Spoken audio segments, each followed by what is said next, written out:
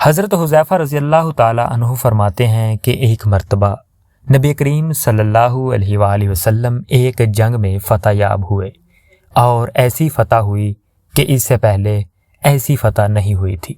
میں نے عرض کیا، یا رسول اللہ صلی اللہ علیہ وآلہ وسلم، آپ کو مبارک ہو، اب جنگ ختم ہو گئی ہے۔ نبی کریم صلی اللہ علیہ وآلہ وسلم نے فرمایا، ابھی تو معاملہ بہت دور ہے۔ اے حذیفہ، اس ذات کی قسم جس کے قبضہ میں میری جان ہے، ابھی اس کے علاوہ 6 واقعات اور بھی ہیں جو وقوع پذیر ہوں گے۔ ان میں سے پہلا واقعہ میرا وصال ہے۔ حضرت حذیفہ رضی اللہ تعالیٰ عنہ نے یہ سن کر انا للہ و انا الیہ راجعون پڑھا۔ نبی کریم صلی اللہ علیہ وآلہ وسلم نے مزید فرمایا، پھر بیت المقدس فتح ہوگا، پھر 2 بڑے گروہ آپس میں لڑیں گے جس سے قتل و غارت بہت ہوگی، اور ان دونوں گروہوں کا مقصد ایک ہی ہوگا، وہ ہے حکومت۔ پھر تم پر موت مسلط ہوگی تو تم ایسے مرو گے جیسے جانور مرتے ہیں۔ پھر مال کی کثرت ہوگی، حتیٰ کہ ایک آدمی دوسرے کو صدقہ کے 100 دینار دینا چاہے گا تو وہ نہیں لے گا۔ پھر کچھ عرصہ بعد روم کا لڑکا ان کے بادشاہوں کی اولاد میں سے پیدا ہوگا۔ وہ ایک دن میں اتنا بڑھے گا جتنا ایک بچہ ایک ماہ میں بڑھتا ہے، اور ایک ماہ میں اتنا بڑھے گا کہ جتنا ایک بچہ 1 سال میں بڑھتا ہے۔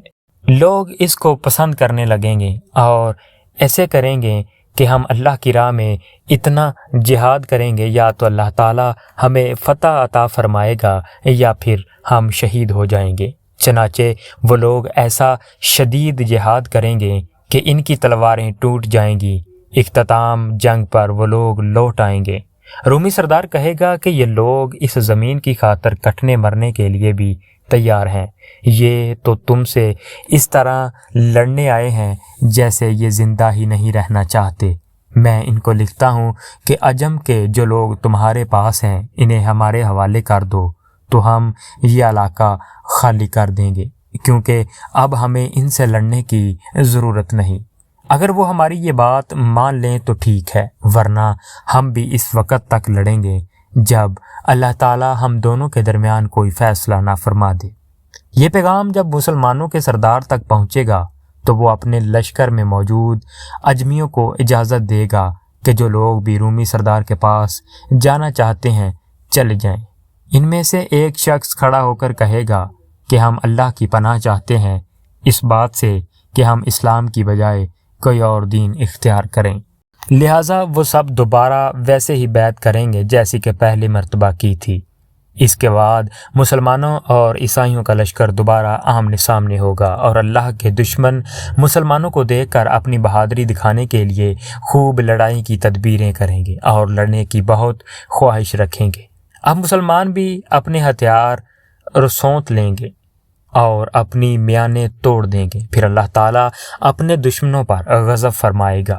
مسلمان انہیں اتنا قتل کریں گے کہ ان کا خون ان کے گھوڑوں کی رانوں تک پہنچ جائے گا۔ ان کے باقی ماندہ لوگ بھاگ جائیں گے اور بھاگ کر ایسی کھلی فضا میں پہنچ جائیں گے جہاں وہ ایک دن ایک رات بڑے سکون سے گزاریں گے اور سمجھیں گے کہ ہم مسلمانوں کی پہنچ سے دور ہو گئے۔ لیکن اللہ تعالیٰ پھر ان پر آندھی بھیجے گا جو انہیں لٹا کر اسی جگہ لے آئے گی جہاں سے وہ بھاگے تھے۔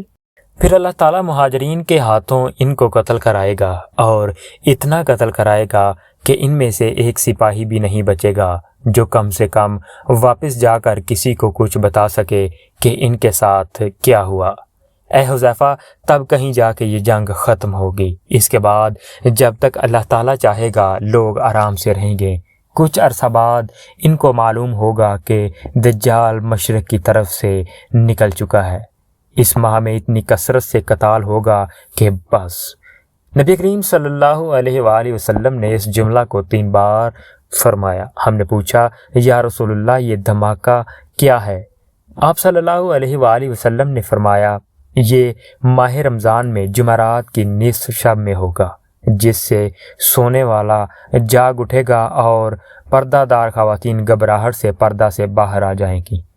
اس سال زلزلے بھی بہت آئے ہوں گے، جمعہ کی نماز فجر کے بعد اپنے اپنے گھروں میں جا کے دروازے اچھی طرح بند کر لینا، گھر کی تمام کھڑکیاں، روشن دان اور ہر طرح کا سوراخ وغیرہ بھی بند کر لینا، اپنے آپ کو چھپا لینا اور اپنے کان بند کر لینا۔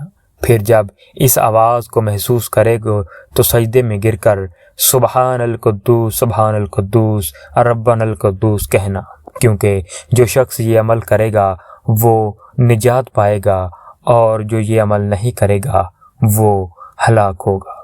اللہ پاک آپ کو اور ہمیں نیک اعمال کرنے کی توفیق عطا فرمائے، روز محشر کے دن نبی کریم صلی اللہ علیہ وآلہ وسلم کی شفاعت نصیب فرمائے۔ وما علینا الا البلاغ المبین۔ شکریہ۔